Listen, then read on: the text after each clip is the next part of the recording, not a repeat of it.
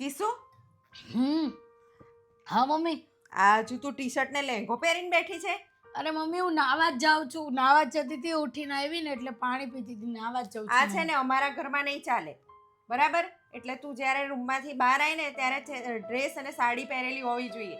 આ T shirt lehenga પહેરીને અહીંયા નહીં ચાલે. આ અમારું ઘર છે. હા.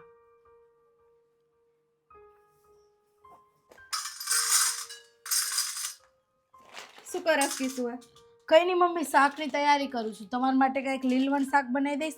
અને આજ મને કઠોળ ખાવાનું મન થયું છે ને તો હું કઠોળ બનાવું. તમને કઠોળ નહીં ભાવતું ને એવા એટલે બે શાક નહીં બને, સમજી લે. બે શાક નહીં બને. લીલવણ બનાવવાનું ને લીલવણ ખાઈ લેવાનું. આ તારું ઘર નથી, મારું ઘર છે. એટલે હું કહું ને એમ થવું જોઈએ. મૂકી દે ને લીલવણ ખાઈ લેવાનું. એ તો શીખવું પડે. સારું મમ્મી, હું જાઉં છું અને હમણાં હું આવી જઈશ કલાકમાં. હો. કઈ બાજુ?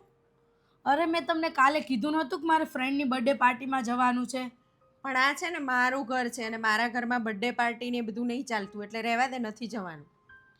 મમ્મી એક વાત કહી દઉં, 1 મિનિટ. હવે તમે મને ઘડીએ ઘડીએ એવું કહો છો મારા ઘરમાં આ નહીં ચાલે, મારા ઘરમાં આ નહીં ચાલે. તમારું પણ આ ઘર નથી. તમે આ ઘર દહેજમાં લઈને આવ્યા હતા. તમે આ ઘરમાં 30 વર્ષ પહેલાં આવ્યા, હું અત્યારે આવી. બસ આટલો જ ફરક છે. તમારું પણ આ ઘર નથી ને મારું પણ નથી.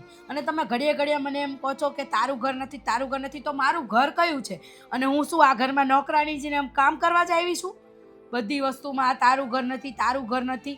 મારું નથી ને તો તમારું પણ નથી, બરોબર?